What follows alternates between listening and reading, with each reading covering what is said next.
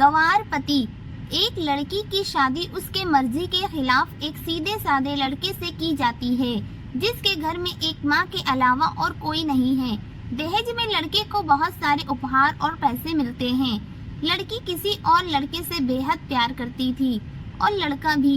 लड़की शादी होके आ गई अपने ससुराल। सुहाग रात के वक्त लड़का दूध लेके आता है तो दुल्हन सवाल पूछती है अपने पति से। एक पत्नी की मर्जी के बिना पति उसको हाथ लगाए तो उसे बलात्कार कहते हैं या हक। पति आपको इतनी लंबी और गहरी जानने की कोई जरूरत नहीं, बस दूध लाया हूँ, पी लीजिएगा। हम सिर्फ आपको शुभ रात्रि कहने आए थे, कह के कमरे से निकल जाता है। लड़की मन गुस्से में रह जाती है क्योंकि लड़की चाहती थी कि झगड़ा हो ताकि मैं इस गंवार से पीछा छुड़ा सकूं। है तो दुल्हन मगर घर का कोई भी काम नहीं करती, बस दिन भर ऑनलाइन रहती और न जाने किस किस से बातें करती। मगर उधर लड़के की माँ बिना शिकायत के दिन भर चूल्हा चौका से लेकर घर का सारा काम करती, मगर हर पल अपने होठों पर मुस्कुराहट लेके फिरती। लड़का एक कंपनी में छोटा सा मुलाजिम है और बेहद ही मेहनती और ईमानदार। कई महीने भर बीत गए मगर पति पत्नी अब तक साथ नहीं सोए। वो वैसे लड़का बहुत शांत स्वभाव वाला था, इसलिए वो ज्यादा बातें नहीं करता था। बस खाने के वक्त अपनी पत्नी से पूछ लेता था कि कहाँ खाओगी, अपने कमरे में या हमारे साथ। और सोने से पहले डायरी लिखने की आदत थी। ऐसे लड़की के पास स्कूटी थी, वो हर रोज बाहर जाती थी पति के ऑफिस जाने के बाद और पति के वापस लौटते ही आ जाती। छुट्टी का दिन था और लड़का भी घर पे था, तो लड़की ने अच्छे भले खाने को भी गंदा कह के माँ को अब शब्द बोल के खाना फेंक देती है। मगर वो शांत रहने वाला उसका पति अपनी पत्नी पर हाथ उठा देता है, मगर माँ अपने बेटे को बहुत डांटती है। इधर लड़की को बहाना चाहिए था कि झगड़ा हो, वो पैर पटकती हुई स्कूटी लेके निकल पड़ती है। लड़की जो रोज घर से बाहर जाती थी वो अपने आशिक से मिलने जाती थी। लड़की भले टूट कर चाहती थी लड़के को, मगर उसे पता था कि हर लड़की की एक हद होती है जिसे इज्जत कहते हैं, वो उसको बचाए रखी थी। इधर लड़की अपने प्यार के पास पहुंचकर कहती है अब तो एक पल भी उस गंवार के साथ नहीं रहना। आज गंवार ने मुझ पर हाथ उठा के अच्छा नहीं किया। लड़का अरे तुमसे तो मैं कब से कहता हूँ कि भाग चलो मेरे साथ कहीं दूर, मगर तुम आजकल पे लगी रहती हो। लड़की शादी के दिन में आई थी तो तुम्हारे पास तुम ही ने तो लौटाया था मुझे। लड़का खाली हाथ कहाँ तक भागोगे, तुम ही बोलो।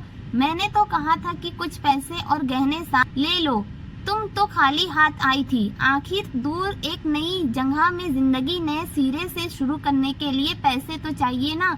लड़की तुम्हारे और मेरे प्यार के बारे में जानकर मेरे घर वालों ने बैंक के पैसे, बुक, एटीएम और मेरे गहने तक रख लिए थे, तो मैं क्या लाती अपने साथ। हम दोनों मेहनत करना भी तो सकते थे। लड़का कहता है खाली हाथ भागते तो ये इश्क का भूत 2 दिन में उतर जाता, समझी।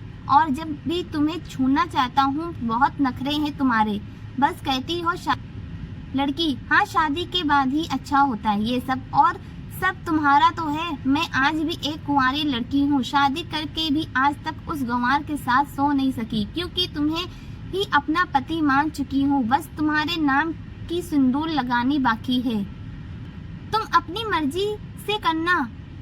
लड़का ठीक है मैं तैयार हूँ, मगर इस बार कुछ पैसे जरूर साथ लेके आना। मत सोचना हम दौलत से प्यार करते हैं, हम सिर्फ तुमसे प्यार करते हैं। बस कुछ छोटी मोटी बिजनेस के लिए पैसे चाहिए।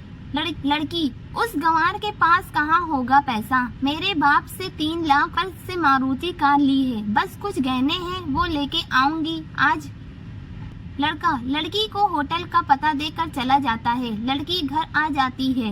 रात 8 बजे लड़के का मैसेज आता है व्हाट्सएप पे कि अब कब आ रही हो। लड़की जवाब देती सब्र करो, कोई सोया नहीं है, मैं 12 बजे से पहले पहुंच जाऊंगी क्योंकि यहाँ तुम्हारे बिना मेरी सांस घुटती है।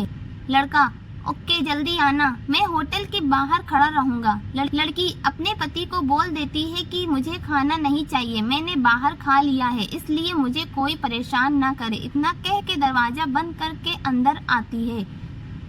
पति बोलता है कि वो अलमारी से मेरी डायरी दे दो, फिर बंद करना दरवाजा, हम परेशान नहीं करेंगे। लड़की दरवाजा खोले बिना कहती है कि चाबियां दो अलमारी की। लड़का तुम्हारे बिस्तर के पैरों तले है चाबी, मगर लड़की दरवाजा नहीं खोलती है बल्कि जोर से गाना लगा देती है। बाहर पति कुछ देर दरवाजा पीटता है, फिर हार कर लौट जाता है। लड़की ने बड़े जोर से गाना बजा रखा था। फिर वो अलमारी खोल के देखती है जो उसने पहली बार खोला था, क्योंकि वो अपना सामान अलग अलमारी में रखती थी। अलमारी खोलते ही हैरान रह जाती है। अलमारी में उसके पासबुक, एटीएम कार्ड थे जो उसके घर वालों ने छीन के रखे थे। खोल के चेक किया तो उसमें वो पैसा ऐड थे जो दहेज में लड़के को मिले थे, और बहुत सारे गहने भी जो एक पेपर के साथ थे और उसकी मलकियत लड़की के नाम थी। लड़की बेहद हैरान और परेशान थी। फिर उनकी नज़र डायरी पे पड़ती है और वो जल्दी से वो डायरी निकाल के पढ़ने लगती है। लिखा था, तुम्हारे पापा ने एक दिन मेरी माँ की जान बचाई थी। अपना खून देकर मैं अपनी माँ से बेहद प्यार करता हूँ, इसलिए मैंने झुककर आपके पापा को प्रणाम करके कहा है कि आपका ये अनमोल एहसान कभी नहीं भूलूंगा। कुछ दिन बाद आपके पापा हमारे घर आए तुम्हारे रिश्ते की बात लेकर, मगर उन्होंने आपकी हर बात बताई। हम एक लड़के से बेहद प्यार करती हो। आपके पापा आपकी खुशी चाहते थे, इसलिए पहले लड़के को जानना चाहते थे। आखिर आप अपने पापा की प्रिंस जो थी, आपके पापा ने खोज करके पता लगाया था कि वो लड़का बहुत सी लड़की को धोखा दे चुका है और पहली शादी भी हो चुकी है, पर आपको बता ना सके क्योंकि उन्हें पता था कि ये जो इश्क का नशा है वो हमेशा अपनों को गैर और गैर को अपना समझता है। एक बाप के मुंह से एक बेटी की कहानी सुनकर मैं अचंभित हो गया। हर बाप यहाँ तक शायद ही सोचे। मुझे यकीन हो गया था कि एक अच्छा पति होने का सम्मान मिले ना मिले, मगर एक दामाद होने की इज्जत में हमेशा पा सकता हूँ। मुझे दहेज में मिले सारे पैसे मैंने तुम्हारे अकाउंट में कर दिए, और तुम्हारे घर से मिली गाड़ी आज भी तुम्हारे घर पे है, जो मैंने इसलिए भेजी ताकि जब तुम्हें मुझसे प्यार हो जाए तो शायद चलेंगे कहीं दूर घूमने। दहेज इस नाम से नफरत है मुझे, क्योंकि मैंने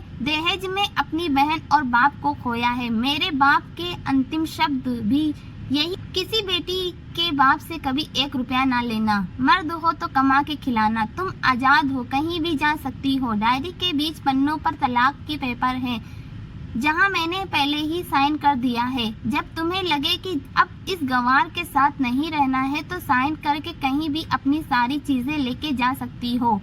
लड़की हैरान थी, परेशान थी, न चाहते हुए भी गंवार के शब्दों ने दिल को छुआ था। न चाहते हुए भी गंवार के अनदेखा प्यार को महसूस करके पलकें नम हुई थी। आगे लिखा था, मैंने तुम्हें इसलिए मारा क्योंकि अपने माँ को गाली दी, और जो बेटा खुद के आगे माँ की बेइज्जती होते सहन जाए, फिर वो बेटा कैसा। कल आपके भी बच्चे होंगे, चाहे किसी के साथ भी हो, तब महसूस होगी माँ की ममता और प्यार।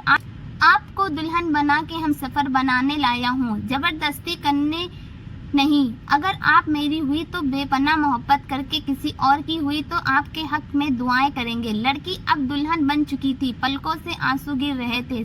सिसकते हुए मोबाइल से पहले सिम निकाल के तोड़ा, फिर सारा सामान जैसा था वैसा रख दी।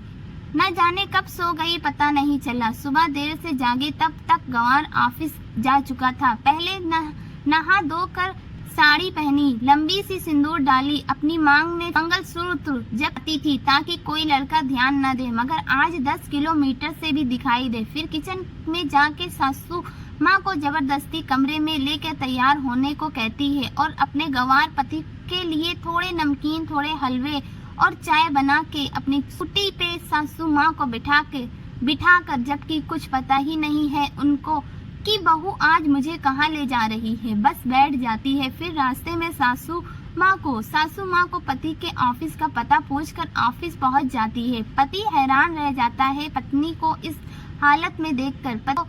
ठीक तो है ना माँ, मगर माँ बोलती इससे पहले पत्नी गले लगा कर कहती है कि अब सब ठीक है, आई लव यू फॉरएवर।